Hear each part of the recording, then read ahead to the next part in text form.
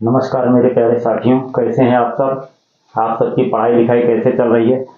दोस्तों, आज हम शुरुआत कर रहे हैं इतिहास की। इतिहास में हम सबसे पहले लेके चल रहे हैं मध्यकालीन भारत को। मध्यकालीन भारत में तुर्कों के आक्रमण से।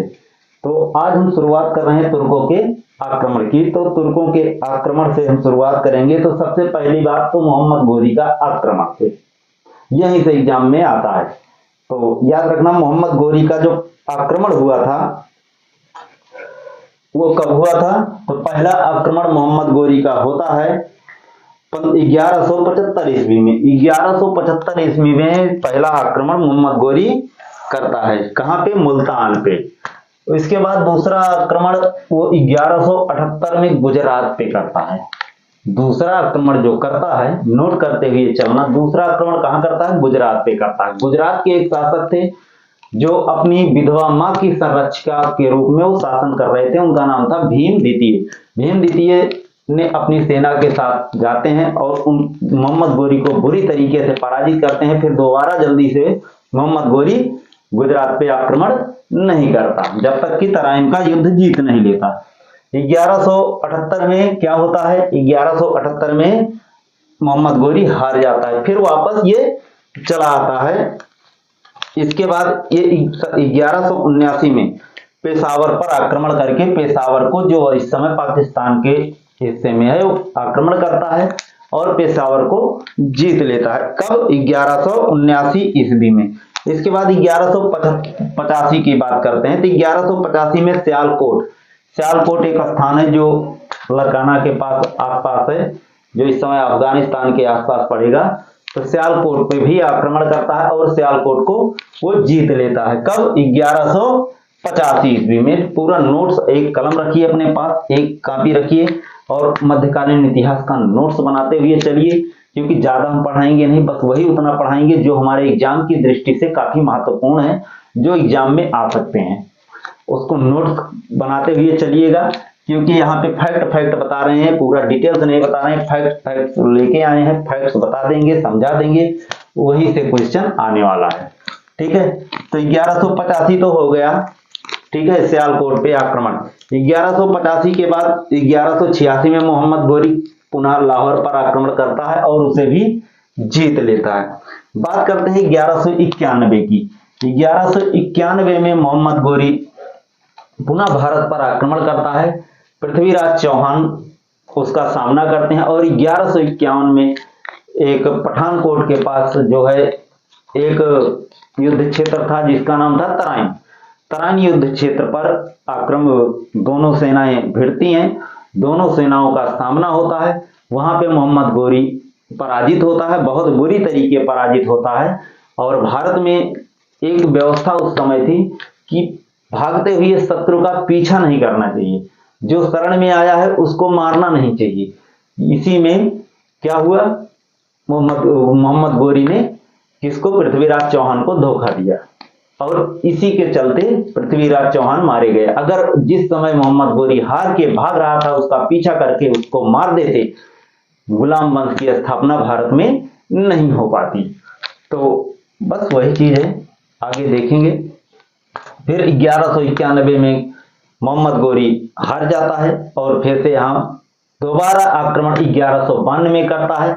फिर वही मैदान, भटिंडा के पास का मैदान, फिर वही राजा, दोनों की वही सेनाएं लड़ती हैं। और क्या होता है? जयचंदों की भारत में कमी न होने के कारण पृथ्वीराज के साथ छल होता है, धोखा होता है और पृथ्वीराज चौहान, जो हमारे भारतीय संस्कृति के लिए आज भी गर्व से एक स्थापित राजा हैं, गर्व वाले राजा हैं, उनकी वीरता से हम कुछ ना कुछ सीखते हैं। वो हार जाते हैं और क्या होता है? पृथ्वीराज चौहान हारते हैं तो मोहम्मद गोरी भारत पर अपना अधिकार स्थापित करने में सफल हो जाता है। पृथ्वीराज चौहान के हार के बाद ही तराइन का दूसरा युद्ध का परिणाम था। कभी कभी कथन और निष्कर्ष में प्रश्न पूछा जा सकता है कि दिल्ली सल्तनत की स्थापना का कारण क्या था। पहला कारण पूछते हैं तो दिल्ली सल्तनत की स्थापना 1206 में होती है। और दूसरा जो आपका कथन होगा, तराइन के दूसरे युद्ध का परिणाम था दिल्ली सल्तनत अर्थात गुलाम वंश की स्थापना। तो यहाँ पे कथन आपके ऑप्शन होंगे, ऑप्शन 1 सही है, ऑप्शन 2 सही है, ऑप्शन 3 दोनों सही है, ऑप्शन 4 दोनों गलत है, अर्थात दोनों कथनों की बात हो रही है। तो यहाँ पे ध्यान रखना, कथन जो है वो दोनों ही सही निकल रहे हैं, क्योंकि 1206 में स्थापना होती है और जो तराइन का युद्ध होता है उसी का परिणाम था जो 1206 में स्थापित होता है। तो आइए हम बात करते हैं गुलाम वंश की। तो गुलाम वंश जो है ये 1206 ईस्वी से लेकर के 1290 ईस्वी तक चलता है। गुलाम वंश के संस्थापक जो हैं वो कुतुबुद्दीन ऐबक साहब हैं। कुतुबुद्दीन ऐबक ने गुलाम वंश की स्थापना की। भले ही मोहम्मद गोरी यहाँ विजय करके भारत को विजय किया था, लेकिन वो वापस चला गया। उसका मकसद था भारत को लूटना, लेकिन वो अपना जो अधिकार क्षेत्र था वो कुतुबुद्दीन ऐबक जो उसका एक गुलाम था उसको सौंप देता है और भारत में गुलाम वंश की स्थापना हो जाती है। यह गुलाम वंश की स्थापना कब होती है? तो 1206 ईस्वी में होती है। ठीक है, कुतुबुद्दीन ऐबक जो राज करता है कब से कब तक? 1206 से लेकर के 1210 ईस्वी तक ये भारत पर राज्य करता है। गुलाम वंश का इसे संस्थापक कहा जाता है। वास्तविक संस्थापक तो ये नहीं है, वास्तविक संस्थापक बाद में बात करेंगे, इल्तुतमिश को माना गया है, लेकिन गुलाम वंश का जो संस्थापक है वो कुतुबुद्दीन ऐबक है। कुतुबुद्दीन ऐबक को एक उपाधि दी गई थी जिसे लाख बख्श की उपाधि से जाना जाता था। इसका कारण है कि लाख बख्श, लाखों का दान करने वाला, काफी ज्यादा दानी था, दानवीर कहलाता था। ये लाखों का दान करता था, इसीलिए इसे लाख बख्श की उपाधि दी गई थी। हातिम सेकंड की एक उपाधि है जो इसे मिनहाजु सिराज ने इसको दी थी। तो ये भी याद रखना कि हातिम सेकंड की उपाधि किसको दी गई थी? तो हातिम सेकंड की उपाधि कुतुबुद्दीन ऐबक को दी गई थी। ठीक है, अब बात करते हैं इसके द्वारा निर्माण किए गए कुछ।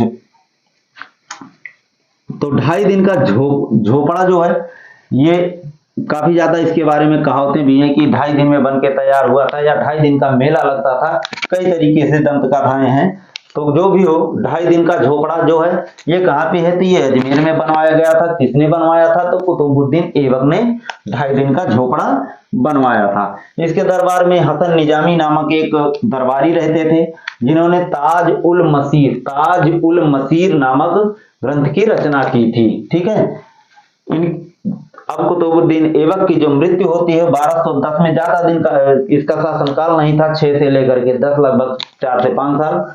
ठीक है, 1210 में घोड़े से गिर करके इसकी मृत्यु हो जाती है। घोड़े से किस प्रकार? चौगान खेलते समय, आज के युग में उसे पोलोग नाम से जाना जाता है। ठीक है, तो चौगान खेलते समय ये घोड़े से गिरा और मर गया। इसके बाद जो शासन की बागडोर संभालते हैं गुलाम वंश के इल्तुतमिश साहब, 1210 से लेकर के 1236 ईस्वी तक ये शासन करते हैं। इनका एक सबसे महत्वपूर्ण काम था 40 गुलाम सरदारों का एक संगठन तैयार करना। तो 40 गुलाम, जिसको हम बोलते हैं तुर्कान ए चिहलगामी। प्रश्न आ सकता है कि तुर्कान ए चिहलगामी है क्या? तो ध्यान रखना 40 गुलाम सरदारों का एक संगठन जो शासन में इल्तुतमिश को सहायता पहुंचाते थे। ठीक है, चंगेज खां जो था वो इसी समय भारत पर आक्रमण किया था। माकबरनी साहब का पीछा करते करते वो सिंधु नदी तक आया था। तो कभी कभी समकालीन के जैसे प्रश्न आ सकते हैं कि किसका समकालीन था? तो इल्तुतमिश का समकालीन था। उस समय भारत पर इल्तुतमिश का शासन था, जिस समय चंगेज खां कहां पे आया था? सिंधु नदी तक। ठीक है, माकबरनी साहब का पीछा करते हुए आया था। इनकी एक व्यवस्था थी जो कृषि से संबंधित थी, इक्ता व्यवस्था। इक्ता व्यवस्था का प्रचलन किसने किया था? तो इल्तुतमिश ने किया था। इस बात का ध्यान रखना, इक्ता प्रणाली जिसे बोलते हैं। ठीक है, राजधानी एक महत्वपूर्ण कार्य और था कि कुतुबुद्दीन ऐबक जब तक था वो भारत से शासन नहीं किया था, वो लाहौर से शासन भारत पर किया था, क्योंकि उसे थोड़ा डर था कि कहीं भारत के लोग आक्रमण न कर दें और हमारा राज्य छीन न जाए, तो वो लाहौर से आक्रमण करता है। लेकिन इल्तुतमिश ने लाहौर से अपनी राजधानी को परिवर्तित किया और कहां पे स्थापित किया? दिल्ली में। तब दिल्ली पहली बार राजधानी कब बनी? तो दिल्ली पहली बार राजधानी इल्तुतमिश ने बनाई थी। इस बात का ध्यान रखना। कुतुब मीनार का निर्माण पूरा कराया किसने? इल्तुतमिश ने। लेकिन कुतुब मीनार की नींव किसने रखाई थी? तो कुतुबुद्दीन नार की नींव जो है कुतुबुद्दीन ऐबक ने रखाई थी, जिसको पूरा कराने का श्रेय किसको मिला? इल्तुतमिश को मिला। सुल्तानगढ़ी का मकबरा, सुल्तानगढ़ी का जो मकबरा है ये भारत का पहला मकबरा है, इस बात का ध्यान रखना, भारत का पहला मकबरा है। इसी के बाद से भारत में मकबरा बनाने की शुरुआत हो जाती है। तो सुल्तानगढ़ी का मकबरा जो है इसको याद रखना, किसने बनवाया था? इल्तुतमिश ने बनवाया था। इंपॉर्टेंट है, इसको ध्यान में रखना। इसके बाद इल्तुतमिश साहब धीरे धीरे अपनी मृत्यु के समीप आते हैं और अपना उत्तराधिकारी रजिया को घोषित कर देते हैं, लेकिन कारणवश इन 40 गुलाम सरदारों में फूट पड़ जाती है कि कोई रजिया बेगम के साथ हो जाता है तो कोई किसी और के साथ हो जाता है, तो दो गुट बन जाते हैं। दोनों गुटों में पहला रजिया वाला गुट थोड़ा कमजोर पड़ता है और रुकनुद्दीन फिरोज शाह के साथ जो गुट बना था वो मजबूती से आगे आता है और रुकनुद्दीन फिरोज शाह को 1236 ईस्वी में क्या करता है? गुलाम वंश का शासक बना देता है, लेकिन कुछ दिन बस। उसके बाद रजिया बेगम फिर से गद्दी को संभालती है। तो आज इल्तुतमिश तक, कल इल्तुतमिश के आगे हम रजिया पे बात करेंगे। रजिया के आगे धीरे धीरे इसी तरीके से 2-3-4 दिन में इसको हम समाप्त कर देंगे। जो जो प्रश्न आने लायक है मैं उसी को लेके आया हूँ, ठीक है। तो दोस्तों अगर वीडियो आपको अच्छी लगी तो लोगों तक शेयर जरूर करना, लाइक करना ना भूलें। फिर मिलते हैं अगले वीडियो में। नमस्कार।